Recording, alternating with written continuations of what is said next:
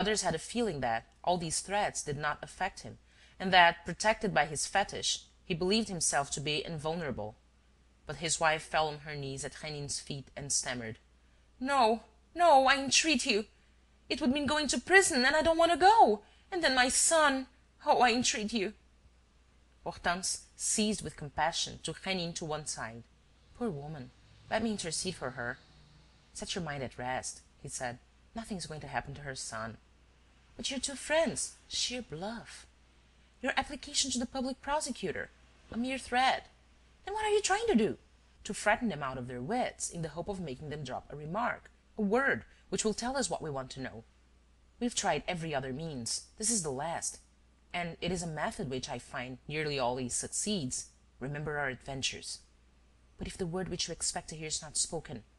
"It must be spoken," said Rénine in a low voice. "We must finish the matter. The hour is at hand." His eyes met hers, and she blushed crimson at the thought that the hour to which he was alluding was the 8th, and that he had no other object than to finish the matter before that 8th hour struck. "So, you see, on the one hand, what you are risking," he said to the Pancaldi pair: "the disappearance of your child, and prison. Prison for certain, since there is the book with its confessions. And now, on the other hand, here's my offer: 20,000 francs if you hand over the clasp immediately, this minute.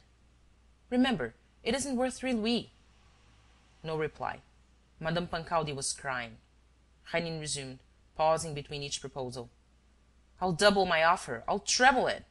Hang it all, Pancaldi, you're unreasonable. I suppose you want me to make it a round sum? All right, 100,000 francs." He held out his hand, as if there was no doubt that they would give him the clasp. Madame Pancaldi was the first to yield, and did so with a sudden outburst of rage against her husband. "Well, confess, can't you? Speak up! Where have you hidden it? Look here, you aren't going to be obstinate, what? If you are, it means ruin and poverty. And then there's our boy. Speak out, do!" Hortense whispered: "Rénine, this is madness. The clasp has no value." "Never fear," said Rénine. "He's not going to accept. But look at him. How excited he is. Exactly what I wanted. Ah, this, you know, is really exciting. To make people lose their heads. To rob them of all control over what they are thinking and saying. And in the midst of their confusion, in the storm that tosses them to and fro, to catch sight of the tiny spark which will flash forth somewhere or other. Look at him. Look at the fellow. 100,000 francs for a valueless pebble. If not prison, it's enough to turn any man's head." Pancaldi, in fact, was grey in the face. His lips were trembling and a drop of saliva was trickling from their corners. It was easy to guess the seething turmoil of his whole being, shaken by conflicting emotions, by the clash between greed and fear. Suddenly he burst out, and it was obvious that his words were pouring forth at random without his knowing in the least what he was saying. 100,000 francs, 200,000, 500,000, 1,000,000. A too fig for your millions. What's the use of millions? One loses them. They disappear. They go. There's only one thing that counts: luck. It's on your side or else against you. And luck has been on my side these last 9 years. It has never betrayed me. And you expect me to betray it? Why? Out of fear? Prison? My son? Bosh! No harm will come to me so long as I compel luck to work on my behalf. It's my servant. It's my friend. It clings to the clasp. How? How can I tell? It's the carnelian, no doubt. There are magic stones which hold happiness, as others hold fire, or sulphur, or gold. Rénine kept his eyes fixed upon him, watching for the least word, the least modulation of the voice. The curiosity dealer was now laughing with a nervous laugh, while resuming the self-control of a man who feels sure of himself. And he walked up to Rénine with jerky movements that revealed an increasing resolution. "Millions! My dear sir, I wouldn't have them as a gift. The little bit of stone which I possess is worth much more than that. And the proof of it lies in all the pains which you are at to take it from me. Aha! Months devoted to looking for it, as you yourself confess. Months in which you turned everything topsy-turvy, while I, who suspected nothing, did not even defend myself. Why should I? The little thing defended itself all alone. It does not want to be discovered, and it shan't be. It likes being here. It presides over good, honest business that satisfies it. Pancaldi's luck! Why, it's known to all the neighborhood, among all the dealers. I proclaim it from the housetops. I'm a lucky man. I even made so bold as to take the god of luck, Mercury, as my patron. He too protects me. See, I've got Mercuries all over my shop. Look up there, on that shelf, a whole row of statuettes, like the one over the front door, proof signed by a great sculptor who went smash and sold them to me. Would you like one, my dear sir? It will bring you luck too. Take your pick. A present from Pancaldi to make up to you for your defeat. Does that suit you? He put a stool against the wall under the shelf, took down a statuette and plumped it into Rénine's arms. And laughing heartily, growing more and more excited as his enemy seemed to yield ground and to fall back before his spirited attack, he explained: "Well done! He accepts. And the fact that he accepts shows that we are all agreed. Madame Pancaldi, don't distress yourself. Your son's coming back. Nobody's going to prison. Good-bye, Mademoiselle Hortense. Good day, sir. Hope to see you again. If you want to speak to me at any time, just give 3 thumps on the ceiling. Good-bye. Don't forget your present. And may Mercury be kind to you. Good-bye, my dear prince. Good-bye, Mademoiselle Hortense." He hustled them to the iron staircase, gripped each of them by the arm in turn, and pushed them up to the little door hidden at the top of the stairs. And the strange thing was that Rénine made no protest. He did not attempt to resist.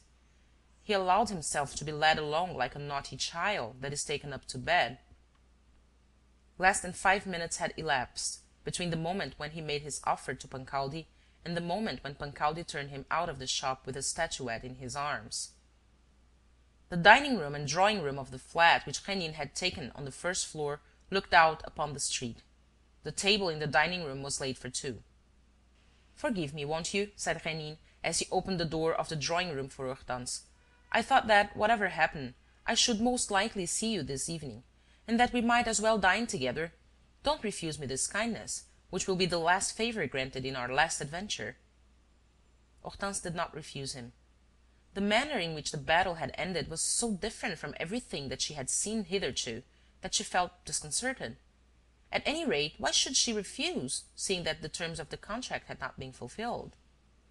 Rénine left the room to give an order to his manservant. 2 minutes later he came back for Hortense. It was then a little past 7. There were flowers on the table, and the statuette of Mercury, Pancaldi's present, stood overtopping them. "May the god of luck preside over our repast," said Rénine. He was full of animation and expressed his great delight at having her sitting opposite him. "Yes," he exclaimed, "I had to resort to powerful means, and attract you by the bait of the most fabulous enterprises. You must confess that my letter was jolly smart. The 3 rushes, the blue gown, simply irresistible.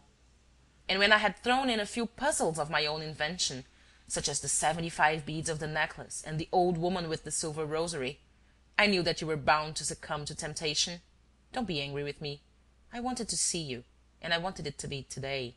You have come, and I thank you." He next told her how he had got on the track of the stolen trinket.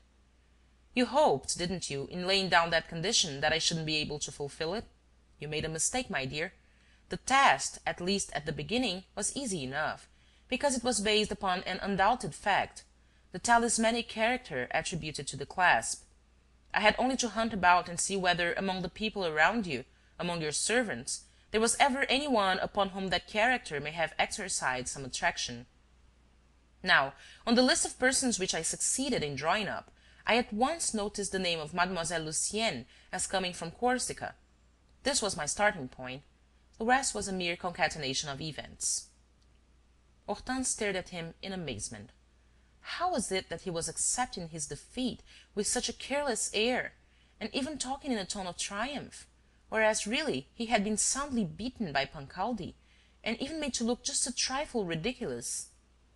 She could not help letting him feel this, and the fashion in which she did so betrayed a certain disappointment, a certain humiliation. Everything is a concatenation of events, very well, but the chain's broken, because, when all is said, though you know the thief, you did not succeed in laying hands upon the stolen clasp. The reproach was obvious. Rénine had not accustomed her to failure. And furthermore, She was irritated to see how heedlessly he was accepting a blow which,